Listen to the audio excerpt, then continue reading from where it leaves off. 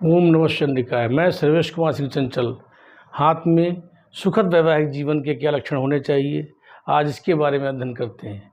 आज के इस तेज युग में, नवीन युग में, जहाँ पर लव मैरिजेज की संभावनाएं 80% रहती हैं या लव मैरिजेज 80% होती हैं, वैसे ही अरेंज मैरिजेज भी लव मैरिज का ही रूप धारण कर लेती हैं, जहाँ पर एक दूसरे से मिलना, बात करना और एक दूसरे को समझने का भी लक्षण बनता है।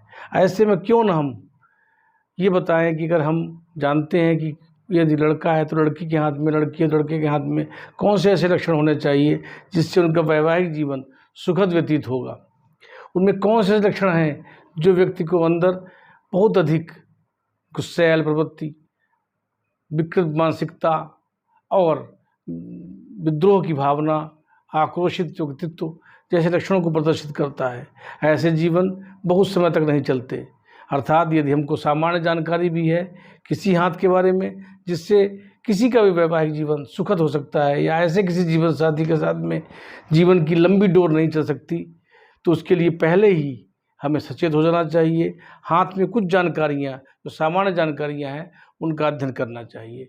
उन्हीं जानकारियों के लिए आज हम आपको एक वीडियो बना रहे हैं, जिसमें कि हाथ का अध्ययन करते हैं कि कौन से लोगों के हाथ में जीवन की सुखद स्थितियाँ पैदा होती हैं और किन स्थितियों में ऐसे लोग समस्याओं को क्रिएट करते हैं और बाद में वो जीवन का जो वैवाहिक जीवन का जो समय है बहुत छोटा हो जाता है।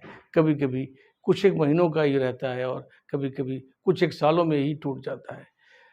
अगर आप थोड़ा सा निरीक्षण करें तो ये जीवन, ये समय, जो वैवाहिक जीवन है, जो आपका पर्सनल लाइफ है, जिसमें सुख समृद्धि के साथ में आपके जीवन साथी का सहयोग पूरे जीवन तक बना रहे, ऐसी अपेक्षा हम करते हैं और उसी के साथ में कुछ आपको बातें बताते हैं। हाथ में जो औसत हाथ देखते हैं, ये हाथ बना हुआ है। इसमें यदि सबसे पहले उंगलियों की बात करते हैं, उंगलियां या सुडौल और एक औसत लंबाई लिए हुए हैं। औसत लंबाई से मतलब ये होता है कि अनामिका जो होती है वो मध्यमा से छोटी थोड़ी सी और लगभग तर्जनी के बराबर, और जो कनिष्ठिका है वो अनामिका से ऊपरी पोरे को छूती हुई दिखाई देती हो। तो ऐसे एक औसत हाथ माना जाता है। इनमें यदि उंगलियों में चेंजेस हैं तो वो भी व्यक्ति के व्यक्तित्व में चेंजेस ला सकता है। मान लिया ये उंगली का जो है हल्का सा इधर को क्रुक्ड है, मुड़ा हुआ है हिस्सा कनिष्ठिका का, तो ऐसे माना जाता है। और उंगली बहुत छोटी है तो ये माना जाता है ऐसे व्यक्ति के अंदर अभिव्यक्ति की क्षमता, प्रेजेंटेशन, एडजस्ट करने की क्षमता, भावनात्मक विचार बहुत ही कम होते हैं। वो हर एक चीज़ को मैथमेटिक्स के तरीके से देखता है, गणनाओं के रूप में देखता है और हर एक चीज़ की मैथमेटिक्स लगाकर उसको अपने आंकड़ों के रूप में तय करता है। अर्थात इस उंगली का लंबा और सुडौल होना अत्यंत आवश्यक है। दूसरा, ये जो नीचे की तरफ झुकाव इसका है, जितना अधिक कम होगा, जितना ही अधिक उठी हुई इस उंगली के बराबर के पूरे की होगी, उतना ही व्यक्ति के अंदर व्यक्तित्व अच्छा होगा और मिलनसार। ऐसे लोग दूसरे की भावनाओं को समझते हैं, अपनी बात को सही ढंग से कहना जानते हैं, उनके अंदर गुस्से की वृत्ति नहीं होती है।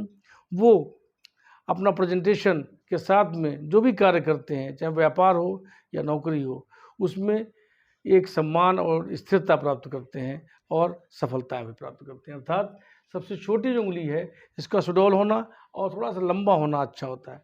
यदि ये अनामिका के मध्य में पहुंच जाती है तो ये हानिकारक लक्षण प्रदर्शित करने लगती है और उच्च मांगलिक योग भी बना देती है। इसके साथ में सूर्य की उंगली जो होती है वो सुडौल होनी चाहिए और थोड़ी सी तर्जनी से लंबी होनी चाहिए। इससे होता है ऐसे व्यक्ति के अंदर अपनी बात को कहने का, अभिव्यक्त करने का, सम्मान प्राप्त करने का और निर्णय करने का अच्छा लक्षण माना जाता है। और ऐसे लोग जीवन में सफलताएं प्राप्त करते हैं और रिस्क लेने की क्षमता होती है, बड़े फैसले करने की क्षमताएं रखते हैं। ऐसे तर्जनी जो उंगली है वो सुडौल होनी चाहिए और ऊपर का जो हिस्सा है अगर हल्का सा झुका हुआ भी है शनि की तरफ को, तो ये भी शुभ संकेत माना जाता है। इसको ये माना जाता है कि ऐसे में जातक के अंदर जो बौद्धिक क्षमता है, तो महत्वाकांक्षा है, वो उसके अंदर अच्छी रहती है। अब जो मेन चीज़ आती है अंगूठा। अंगूठे का पूरे हाथ का की आत्मा कहा जाता है। इसीलिए जब अंगूठे का अध्ययन करते हैं तो इसकी बनावट, इसके जो पर्व हैं उनका अध्ययन, नाखून का अध्ययन, अंगूठे की ऊपरी हिस्से में जो चश्माकार है या नुकीला है या आयताकार है या वर्गाकार है या चमचाकार है, जैसा भी देखने को मिलता है वैसा हम उसका अध्ययन करते हैं। इसके साथ ही साथ जो होता है नीचे की जो बनावट है, अंगूठे का जो ऊपरी सिरा होता है इसका टर्न कैसा है पीछे की तरफ को, ये यहाँ से ज़्यादा झुकता है कम झुकता है, ये भी देखना चाहिए। ये सब संकेत अच्छे माने जाते हैं। तो अंगूठे को जब भी अध्ययन करते हैं, यदि अंगूठे में ये आँख जैसी आकृति बनी हुई है, जिसको हम कहते हैं यव की आकृति बनी हुई है, तो ये मानना चाहिए कि ऐसे जातक जिनके हाथ में अंगूठे में यव जैसी आकृति बनी है, उसके जीवन में अन्य हाथ देखने की आवश्यकता ही नहीं है। ये मान लेना चाहिए कि ऐसे व्यक्ति का जीवन बहुत ही सुख समृद्धि और अच्छा व्यतीत होता है। उनके जीवन में खुशियों का आगमन बना रहता है और वे जीवन में सफल होते हैं, ये स्पष्ट संकेत माना जाता है। इसके साथ ही साथ अंगूठे का अगर ऊपरी पर्व, अंगूठा जो यहाँ पर से अगर थोड़ा लचीलापन लिए हुए है, तो ऐसे माना जाता है कि ऐसे जातक एडजस्ट करने की क्षमता रखते हैं, हर परिस्थितियों में अपने आप को अनुकूल बना लेते हैं। इसलिए ऐसे लोगों को पारिवारिक जो सफलताएं हैं अच्छी रहती हैं और पारिवारिक जीवन में वो हर माहौल में एडजस्ट होने की क्षमता रखते हैं। तो ऐसे लोगों का भी जीवन में आना शुभ माना जाता है। जीवन में ऐसे लोगों के साथ विवाह करना भी शुभ माना जाता है। इसके साथ जो अंगूठे के पर्व हैं, उसमें ये जो पर्व होता है वो थोड़ा सा औसत होना चाहिए, कम होना चाहिए ऊपरी पर्व से, इससे छोटा होना चाहिए। इससे मानो होता है कि व्यक्ति के अंदर अनावश्यक तर्क शक्ति तर्क करने की क्षमता नहीं है, वो आवश्यक बिंदुओं पर ही तर्क करेगा और बहस और तर्क ही विवाह में विवाद का कारण बनती है।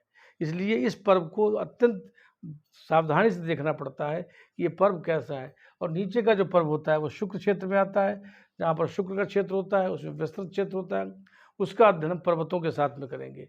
यानी अंगूठे का अध्ययन करें हम, तो अंगूठे का ये जो एंगल, ये जो बताया आपका है पर्व, ये छोटा होना चाहिए, ये हल्का सा टर्न लेना चाहिए और इसके साथ ही जो ये गैप है, ये जिसको ये कहते हैं, इसको अगर हम फैलाते हैं अंगूठे को है इस तरीके से, तो ये जो एंगल है, ये जितना अधिक एंगल बनता चला जाएगा उतना ही व्यक्ति का विचार उन्नत होगा, खुला होगा और एडजस्ट करने वाला होगा। जितना अंगूठा, अगर इस तरीके का अंगूठा इतना एंगल बनाता है और यहाँ पर चिपका जैसा है, तो ऐसे लोग निम्न मानसिकता के होते हैं, उनकी सोच बहुत ही छोटी होती है, वो किसी पर भी फैसले जल्दी ले लेते हैं और गलत फैसले करते हैं।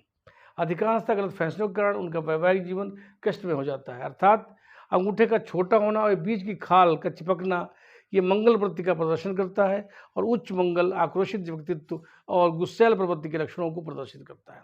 अर्थात इसका अंगूठे के बीच का गैप अधिक होना चाहिए और इसकी जो स्किन है वो इसमें जुड़ी बहुत नहीं होनी चाहिए, खुली होनी चाहिए, जिससे कि व्यक्ति के व्यक्तित्व में खुलापन प्रदर्शित होता है। यदि अंगूठा स्ट्रेट है और दृढ़ता से सीधा खड़ा हुआ है, ऊपरी पोर झुकता है, तो ऐसे में व्यक्ति का व्यक्तित्व बहुत ही अट्रैक्टिव होगा, प्रशासनिक लक्षण होंगे और निर्णय करने की क्षमता बहुत अच्छी होती है ऐसे लोगों की। अब आगे बढ़ते हैं, आगे आता है पर्वतों की स्थिति। अब पर्वतों की स्थिति में क्या देखते हैं, हम देखते हैं बुध का क्षेत्र, यदि ये उच्च है और अच्छी स्थिति में है, क्योंकि इसी पर विवाह रेखा का भी आगमन होता है। तो अगर बुध क्षेत्र उच्च का है, तो ऐसे में व्यक्ति के अंदर जो इच्छाएं होंगी, बुध जो होता है वो धैर्य का भी एक सूचक है। धैर्य, व्यापार, धन और अभिव्यक्ति, प्रेजेंटेशन, ये 3-4 चीज़ों को प्रेजेंट करता है। तो अगर किसी व्यक्ति का बुध उच्च का है, तो ऐसा व्यक्ति जो भी बोलेगा वो संतुलित बोलेगा, उसका जो व्यवहार होगा वो धैर्यपूर्वक व्यवहार करने वाला होगा, शांतिपूर्वक होगा और किसी बड़े या छोटे फैसले को लेने से पहले वो सोचेगा। ये कार्य है बुध का। सूर्य का क्या कार्य है, ये अपनी प्रतिष्ठा को ध्यान में रखता है। अगर सूर्य उच्च का है, तो ऐसे लोग अपनी प्रतिष्ठा को ध्यान में रखते हैं और प्रतिष्ठा को ध्यान में रखकर ही अपने फैसले करते हैं। इसलिए अधिकांश फैसले सही होते हैं, गलत होने की संभावना नहीं होती। यदि पर्वत में दबा हुआ है और यहाँ पर स्केचेस हैं, कई लाइन्स ऐसी बनी हुई हैं टेढ़ी, तो ऐसे माना जाता है कि सूर्य पर्वत दबा हुआ और समस्याओं को उत्पन्न करने वाला है और माना जाता है कि ऐसे में व्यक्ति के जीवन में सम्मान में प्रतिष्ठा बाधाओं का आना निश्चित है और व्यक्ति को ऐसे में बचाव करना चाहिए। अब इसके बाद आता है शनि का क्षेत्र। शनि का क्षेत्र मध्यमा अंगुली के नीचे का जो होता है, ये शनि का क्षेत्र होता है, जो व्यक्ति की गंभीरता, अध्यात्म और निर्णय करने की क्षमता में निष्पक्षता यानी न्याय, ये कई बिंदुओं पर विचार करता है। अर्थात जिस व्यक्ति का शनि उच्च का होगा वो गंभीर व्यक्तित्व का होगा और जो भी फैसले करेगा वो न्यायपूर्वक फैसले करेगा, चाहे वो अपने लिए हो और चाहे दूसरे के लिए हो। यदि शनि उच्च का है तो ऐसे लोग अपने वैवाहिक जीवन में कोई भी ऐसे फैसले नहीं करते हैं जिससे उनके परिवार में किसी प्रकार की समस्याओं को पैदा होने के मौका मिले, और वो हमेशा पूरे सिस्टम को लेकर चलने वाले होते हैं और पूरी फैमिली के लिए मिलकर जो फैसला उचित होता है उसी को करते हैं। इसलिए शनि का उच्च होना अत्यंत आवश्यक है। अब बात आती है बृहस्पति की। बृहस्पति का जो क्षेत्र होता है, ये जो क्षेत्र होता है, ये हमारे IQ, महत्वाकांक्षा और ज्ञान, अध्यात्म से भी जुड़ा माना जाता है।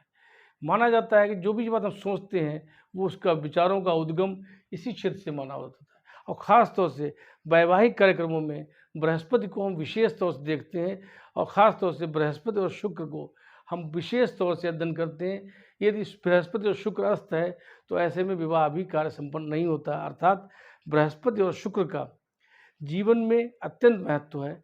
बृहस्पति को जब भी अध्ययन करते हैं तो ये माना जाता है यदि बृहस्पति क्षेत्र पर हृदय रेखा की रेखा आने के बाद दोमुही हो गई है और बृहस्पति क्षेत्र को कवर कर लिया है, तो ऐसे में ऐसे जातकों के जीवन में निश्चित रूप से खुशियां आती हैं और उन भावनात्मक रूप से बहुत ही मजबूत होते हैं और अपने फैसले भावनात्मक के साथ में पारिवारिक दृष्टिकोण को ध्यान में रखते हुए करते हैं। इसलिए त्रुटि की संभावनाएं कम रहती हैं। यानी ऐसे जातक जिनका बृहस्पति उच्च का है और हृदय रेखा दोमुही होकर बृहस्पति क्षेत्र में फैली हुई है, तो ऐसे जातक भी विवाह के लिए अत्यंत उपयुक्त माने जाते हैं।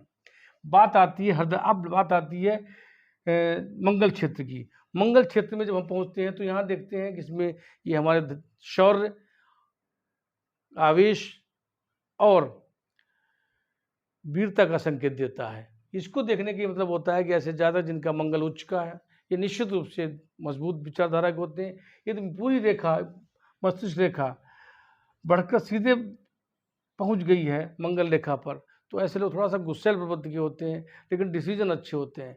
तो ऐसे लोग व्यक्तिगत जीवन में थोड़ा सा अलग थलग होते हैं और उनके निर्णय करने की क्षमता में थोड़ा सा अंतर होता है। अब बात आती है चंद्र की। चंद्र होता है हमारी कल्पनाओं का, हमारी प्लानिंग्स का, योजनाओं का, और उसके साथ में हम उस योजनाओं को पूर्ण करने का जो खाका बनाते हैं जीवन का, उसका होता है। अर्थात चंद्र क्षेत्र को हम अपने जीवन का एक मॉडल समझते हैं जहाँ पर हमारे जीवन की सारी योजनाएं छिपी रहती हैं और उस योजनाओं को चंद्र ही खोलता है। अर्थात चंद्र अगर उच्च का है तो हमारी प्लानिंग्स हमारे सिस्टम के आधार पर होंगी और सही होंगी, स्टेप से होंगी, जिसकी वजह से हम अपनी सफलताओं को प्राप्त कर सकते हैं। इसके लिए सौंदर्य का कारक भी है। यदि चंद्र उच्च का है तो ऐसे व्यक्ति के अंदर सौंदर्य की विशेष लगाव होगा और वो सुंदर वस्तुओं को, सुंदर चीज़ों को, सुंदर लोगों को पसंद करते हैं और उनको अपना जीवन में लाने का प्रयास भी करते हैं। बात आती है शुक्र की। शुक्र जो होता है वो विवाह के लिए सबसे उपयुक्त और महत्वपूर्ण ग्रह माना जाता है। यदि शुक्र का अध्ययन करें तो शुक्र पर्वत जो होता है वो मुख्य रूप से हमारे व्यक्तित्व को प्रदर्शित करता है।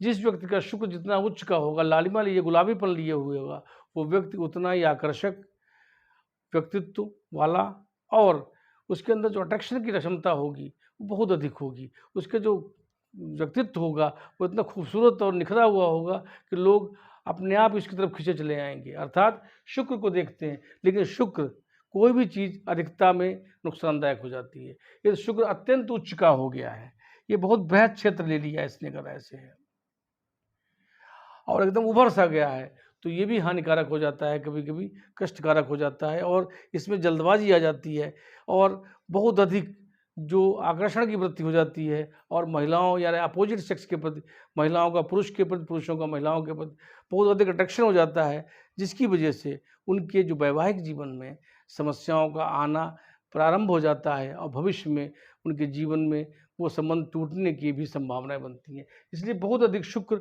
उच्च का होना अच्छा नहीं माना जाता है। शुक्र औसत होना चाहिए और गुलाबीपन लिए होना चाहिए। ये लाल नहीं होना चाहिए, इस पे किसी भी प्रकार का नेगेटिव साइन नहीं बनना चाहिए और इस तरीके से ये विशेष तौर से अगर औसत शुक्र की स्थिति में है तो ये शुभ संकेत देता है और भविष्य में जो इच्छाएँ हैं, जो महत्वाकांक्षाएँ हैं, उनको पूर्ण करने में धन, वैभव, ऐश्वर्य के लिए विशेष रूप से इसको माना जाता है। ये शुक्र रेखाएं भी बनी हुई हैं तो अत्यंत शुभ माना जाता है। शुक्र रेखाएं व्यक्ति के व्यक्तित्व में उन सब चीज़ों को आगमन कराती हैं जिनकी उनके जीवन में आवश्यकता पड़ती रहती है। अब बात आती है राहु की। राहु क्षेत्र यहाँ माना जाता है और यहाँ इसका उच्च होना भी व्यक्ति के जीवन में सुख समृद्धि और धन का आगमन कराता है, आकस्मिक धन का आगमन कराता है, जिससे पारिवारिक खुशियाँ भी बढ़ती हैं। मुख्य रूप से लाइन्स का जब अध्ययन करें तो हम सबसे पहले अध्ययन करते हैं हेल्थ लाइन का, जीवन रेखा का। जीवन रेखा जो होता है हमारे स्वास्थ्य को भी प्रदर्शित करती है, हमारे व्यक्तित्व को प्रदर्शित करती है, हमारे विचारधाराओं को प्रदर्शित करती है। इसलिए सबसे पहले जो रेखा होती है वो जीवन रेखा, इसका अध्ययन करना चाहिए। इसमें कहीं पे द्वीप बने हुआ है, कहीं पर भी द्वीप जैसी आकृति बनी हुई है या कोई और भी क्रॉस लाइंस बनी हुई हैं, तो ऐसी स्थितियों में माना जाता है कि ऐसे व्यक्ति के जीवन में स्वास्थ्य संबंधी समस्याएं बनी रहेंगी और वो अस्वस्थता के कारण अपने जीवन में विशेष तरीके से सहयोग नहीं कर पाएगा। जीवन में समस्याएं क्रिएट होती रहेंगी और असफलताएं उसका साथ में जुड़ी सी रहेंगी। अर्थात ऐसे हाथ जिनमें ये वजह से आकृतियाँ बनी हैं जीवन रेखा में, वो हानिकारक मानी जाती हैं और इनका सुडौल होना, साफ सुथरा होना और स्पष्ट होना जीवन रेखा का अत्यंत आवश्यक माना जाता है। इसके साथ ही साथ मस्तिष्क रेखा सीधी और चंद्र तरफ को झुकी होनी चाहिए, जिससे माना जाता है कि ऐसे लोगों के विचार अच्छे होते हैं और योजनाओं के साथ में सहयोग करते हैं, तो जीवन में खुशियां हमेशा बनी रहती हैं। अब सबसे महत्वपूर्ण लाइन होती है हार्ट लाइन। हार्ट लाइन का वैवाहिक जीवन की शुरुआत में ही अध्ययन करना अत्यंत आवश्यक होता है, क्योंकि यह हृदय रेखा शनि के नीचे खत्म हो गई है, तो ऐसे लोग क्रूर स्वभाव के होते हैं, उनके अंदर भावनाएं नहीं होती हैं, वो बहुत ही निष्ठुर होते हैं, वो व्यक्ति को एक वस्तु के रूप में ही देखते हैं, अपने जीवन साथी को एक वस्तु के रूप में देखते हैं, जीवन साथी के रूप में नहीं देखते। ये सबसे खराब स्थिति मानी जाती है भाग्य रेखा, हृदय रेखा की, जब वो शनि के नीचे खराब होती है। और जब ये शनि रेखा के ऊपर चली जाए, ऐसे हो जाए, मध्यमा के बीच में पहुंच जाए, तब भी ये माना जाता है कि ऐसे जातक जो शादी कर रहे हैं, चाहे स्त्री हो, लड़का लड़का हो, लड़की के लिए या लड़की लड़के के लिए, तो वो उसकी धन, उसकी नौकरी, उसकी संपत्ति के लालच में विवाह कर रहा है, भावनात्मक लगाव उसका नहीं है, ये भी मानना चाहिए। लेकिन जब भी ये रेखा बढ़कर बृहस्पति में चली जाए तो अत्यंत शुभ मानी जाती है। ऐसे जातकों के अंदर निश्चित रूप से भावनात्मक लगाव बहुत अधिक होता है, वो अपने जीवन साथी के प्रति ईमानदार रहते हैं और अपने जीवन साथी का हमेशा सहयोग करते हैं। यदि दो मुही हो गई है तो अत्यंत अच्छी मानी जाती है और जीवन में सुख समृद्धि का लक्षण बनाती है। इसके साथ ही यदि मंगल रेखा भी है तो जीवन में सुख समृद्धि और संपत्तियों का विशेष योग बना रहेगा, अर्थात जीवन में सभी प्रकार की सुख सुविधाएं रहेंगी, तो जीवन में आपसी तालमेल का भी योग बना रहेगा। अब इसके साथ में मुख्य रेखा विवाह रेखा, इसका स्पष्ट होना अत्यंत अच्छा माना जाता है। यदि ये कहीं से दो मुही हो गई है तो निश्चित रूप से ये विवाह के जीवन, वैवाहिक जीवन में कष्ट का लक्षण प्रदर्शित करेगी और निश्चित रूप से अलगाव का प्रदर्शन करेगी, या इसका ऊपर हो जाना ये भी शुभ लक्षण होता है। अर्थात जो विवाह रेखा है वो स्पष्ट, निर्दोष, सीधी होनी चाहिए और हल्की सी नुकीली होनी चाहिए आगे तरफ को, तो वो शुभ संकेत देती है। इन सब संकेतों को देखकर हम अपने जीवन साथी का अगर चयन करें तो अत्यंत शुभ माना जाता है। इसके साथ ही साथ आपको एक चीज़ और भी ध्यान रखनी है कि कोई भी वलय नहीं होना चाहिए, जिससे मुख्य रूप से एक शुक्र वलय बनता है। इस तरीके से अगर ये भी हाथ में है किसी व्यक्ति के हाथ में, तो वो उसके जीवन में, वैवाहिक जीवन में सफलताओं में बाधा डालेगा। अर्थात शुक्र वलय का भी होना हानिकारक माना जाता है। टूटी हुई और फटी हुई विवाह रेखा की अशुभ माना जाता है और इसके साथ ही जो हृदय रेखा है उसका भी अधूरा होना अशुभ माना जाता है। इन संकेतों के अलावा यदि हाथ में सभी लाइंस अच्छी हैं, आपका जीवन साथी आपके जीवन में सभी सुख समृद्धि और साधनों को उपलब्ध कराएगा, आपके जीवन में सभी प्रकार के ऐश्वर्य योग प्राप्त कराएगा और आपका जीवन सुखद व्यतीत होगा। आज के वीडियो में इतना ही। आपको संपर्क करना चाहते हैं, जानकारी करना चाहते हैं, तो हमारे नीचे लिखे हुए जो मोबाइल नंबर है इससे जानकारी प्राप्त कर सकते हैं, परामर्श ले सकते हैं। आपको आज का वीडियो अच्छा लगा हो तो लाइक करिए, सब्सक्राइब करिए, अपने फ्रेंड्स और फैमिली के साथ शेयर करिए। थैंक्स।